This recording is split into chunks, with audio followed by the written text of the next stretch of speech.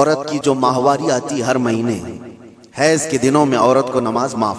بچے کی ولادت ہو جائے عورت اس کے بعد اس کو نفاس جو آتا ہے وہ 40 دن تک بھی ہو سکتا ہے میکزیمم, اتنے دن عورت کو نماز معاف ہے. یہ ہمارے علاقے میں ایک مرید صاحب آئے ہوئے تھے کافی سال پہلے, کسی پیر صاحب کے, انہوں نے کہا تھا کہ ہمارے پیر صاحب کی نماز اللہ نے معاف کر دیا ہے. میں نے پوچھا تھا کہ کیوں؟ کہا اتنا تقوی ہو گیا, اتنی عبادت کیے ہیں کہ ان کو اب یہ ظاہری نماز کی ضرورت نہیں ہے, وہ باطنی نماز پڑھتے ہیں. میں نے ان کو ایک سپرے مارا تھا, وہ ابھی تک آئے نہیں واپس. کہا شریعت میں 4 لوگوں پر نماز معاف ہے, 4 لوگوں پر نماز معاف ہے.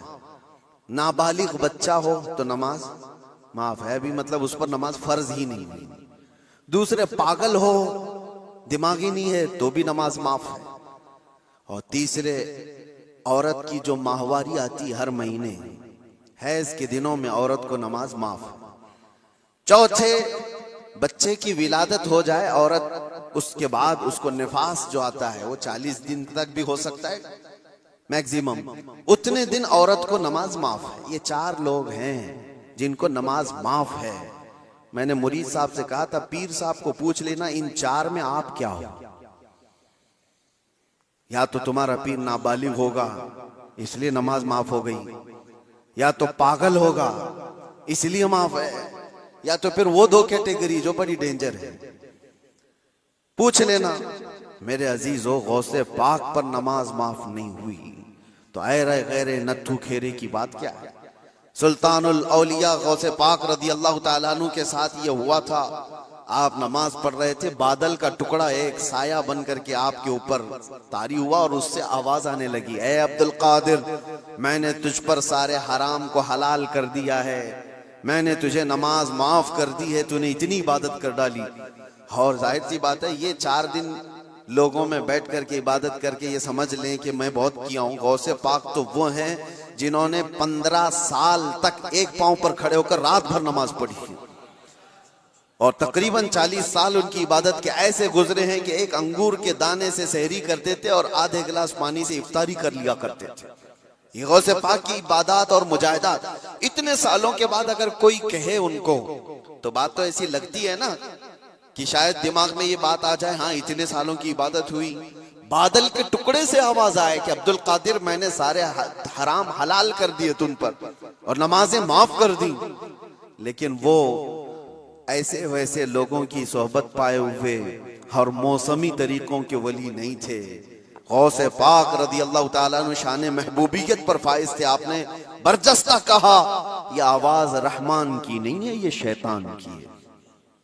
جب نبی پاک صلی اللہ علیہ وسلم پر نماز معاف نہیں ہوئی تو میں کون ہوتا ہوں؟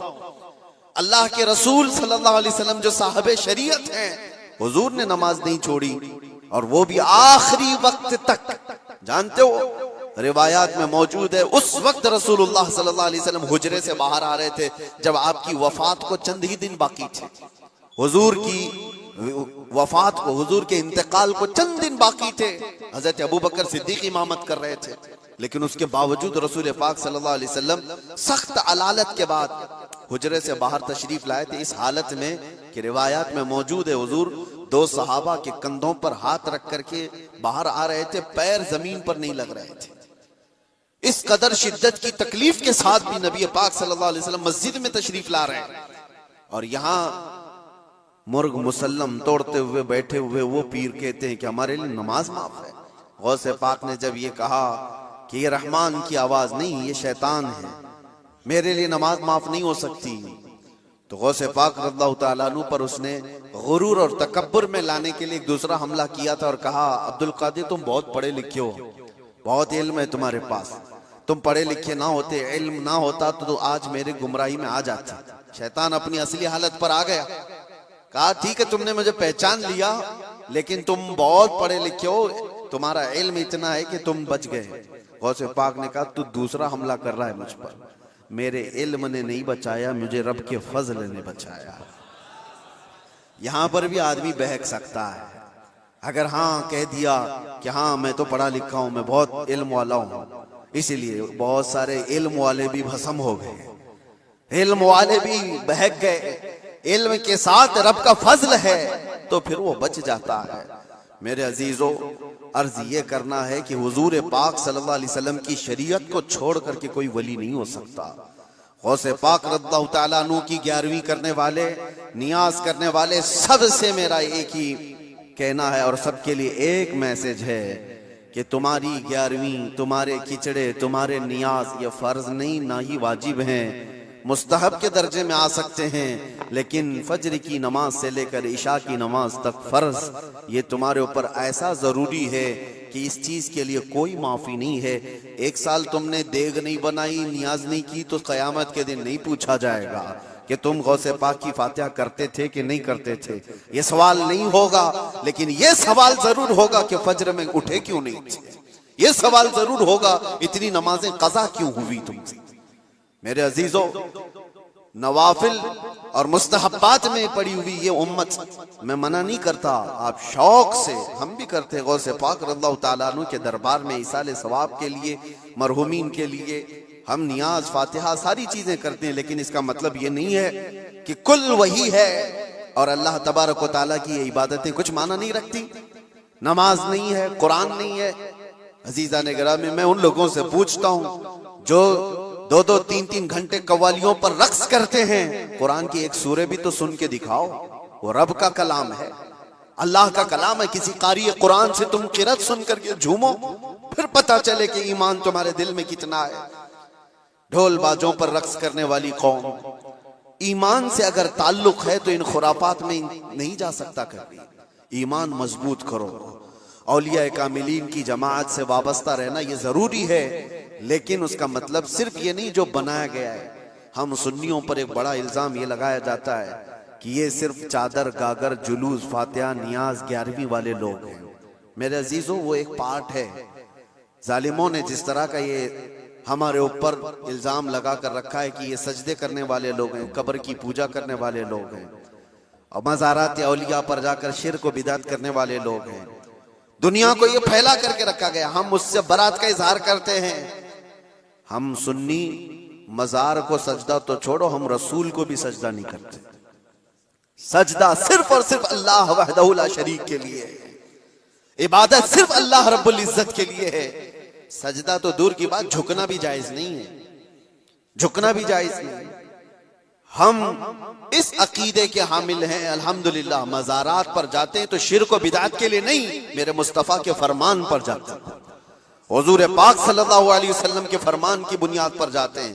اور رہی بات اولیاء کاملین کے مزارات پر جا کر دعا کرنا، یہ قرآن سے ہم اخذ کرتے ہیں کہ سیدنا زکریہ علیہ السلام، زکریہ علیہ السلام اللہ کے نبی ہیں، پتہ ہے بیت المقدس کے امام، قرآن میں ہے 3 پارے میں، سورہ آل عمران، آپ پڑھ کر کے دیکھنا، ان کو اولاد نہیں تھی، 90 سال کی قریب عمر ہو گئی تھی، لیکن اسی وقت بیت المقدس میں حضرت بی بی مریم کو لایا گیا تھا۔ حضرت بی بی مریم کا بھی معاملہ ایسا ہے، ان کی والدہ منت کری تھی، ان کے والد عمران، ان کی والدہ حنا، ان کو بھی اولاد نہیں تھی، انہوں نے منت کی تھی کہ اللہ اگر ہم کو تو بیٹا دے تو ہم بیت المقدس کی خدمت میں وقف کریں گے۔ بیٹا نہیں ہوا، بیٹی ہوئی۔ منت کے مطابق انہوں نے اپنی بیٹی کا نام مریم رکھا اور لا کر کے بیت المقدس میں وقف کر دیا بچپن میں۔ تو کس کو دیا جائے گا؟ جو بیت المقدس کے امام تھے، متولی تھے، حضرت زکریا علیہ السلام، ان کے ہاتھ میں دیا گیا کہ بچی وقف ہے۔ حضرت زکریا علیہ السلام نے قبول کیا اور ایک محراب میں بچی کو رکھتے تھے۔ قرآن میں یہ ذکر ہے، میں بتا رہا ہوں آپ کو۔ اور حضرت زکریا علیہ السلام کہتے ہیں کلما دخل علیہا زکریا المحراب وجد عندها رزقا قالت یا مریم انا لکی هذا قالت هو من عند اللہ ان اللہ یرزق من یشاء بغیر حساب۔ جب حضرت زکریا علیہ السلام محراب مریم میں جاتے تو کہتے ہیں قسم قسم کے پھل وہاں پر رکھے ہوئے پاتے تھے۔ تو حضرت زکریا پوچھتے مریم یہ سب تیرے پاس کہاں سے آتا ہے؟ حضرت مریم کہتی ہے سب اللہ کی طرف سے ہے، اللہ جسے چاہے بے حساب رزق دیتا ہے۔ مریم کون ہے؟ نبی نہیں ہے حضرت مریم، ہاں اللہ کی ولیاں ہیں، پاکیزہ مقدس ہستی، لیکن ان کو اللہ تبارک و تعالیٰ نے وہ کرامات سے نوازا تھا، وہ بچپن میں پھل وغیرہ ان کو رزق کے طور پر پہنچ رہا تھا۔